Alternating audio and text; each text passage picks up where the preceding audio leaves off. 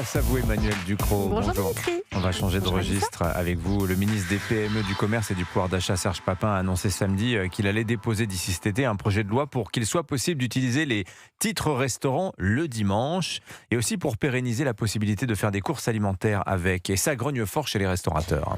L'UMI, l'Union des métiers des industries et de l'hôtellerie, s'insurge. Elle se sent dépossédée d'une manne qu'elle estime être la sienne. Et quelle manne, parce que les titres restaurants, c'est 6 milliards d'euros cotisés, 2 milliards ajoutés par les salariés pour compléter les additions.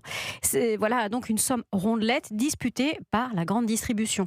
Le représentant des restaurateurs en Ile-de-France estime même que le ministre Serge Papin ne laisse aux restaurateurs que, je cite, des miettes de pain. Est-ce qu'il n'a pas un peu raison de râler quand même ? Factuellement, si un tiers seulement des titres restaurants sont effectivement dépensés au restaurant et le reste au supermarché.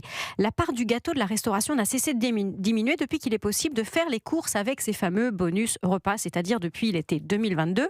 Ça avait été décidé, je vous le rappelle, pour ajouter un peu de pouvoir d'achat aux ménages qui étaient confrontés à la vague d'inflation consécutive à la guerre en Ukraine. Alors on comprend que cette concurrence fâche un secteur de la restauration qui ne va pas très bien, qui peine à retrouver les fréquentations d'avant Covid. Mais est-ce qu'on peut vraiment blâmer les consommateurs de faire passer leur intérêt et leur pouvoir d'achat avant celui des cafetiers ? On peut quand même s'interroger sur le bien fondé du concept, se demander si l'argent des salariés et des entreprises a bien vocation à servir de subvention déguisée pour les cafés, les restaurants et les sandwicheries.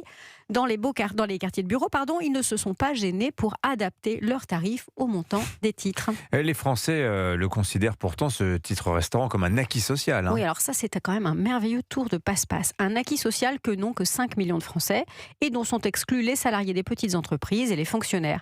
Un acquis social qui signifie surtout une contrainte dans la façon de gérer son propre argent. Il est magique qu'on ait réussi à faire passer pour une avancée un système qui a institutionnalisé le ticket de rationnement pour remplacer ce qui pourrait être aussi bien cette chose simple et limpide qu'on appelle le salaire. Oui, pour vous, c'est plutôt une préemption, le titre restaurant. Oui, on prélève aux salariés une part de leur salaire. Elle est abondée d'un montant défiscalisé par l'entreprise. Et puis, le tout transite par les mains d'un intermédiaire qui se sert au passage d'une commission pour donner le droit aux salariés d'utiliser leur argent dans certains endroits uniquement, certains jours et avec un plafond quotidien. On les prend par la main comme des enfants de 8 ans, en leur expliquant qu'ils doivent se nourrir avec l'argent qu'on a thésaurisé pour eux chaque mois et surtout pas faire autre chose. Alors au moins, ils ont un peu plus de liberté dans leur façon de se nourrir en étant autorisés à faire des courses alimentaires et des boîtes repas si ça leur chante. Mais ce système qui prive les salariés d'une partie de leur libre arbitre reste quand même incroyablement paternaliste. C'est la liberté surveillée du consommateur devant une assiette qu'il a lui-même chèrement payée. Signature Europe 1, Emmanuel Ducrot. Merci Emmanuel. Je vous souhaite une excellente journée lors des pros dans un instant sur Europe.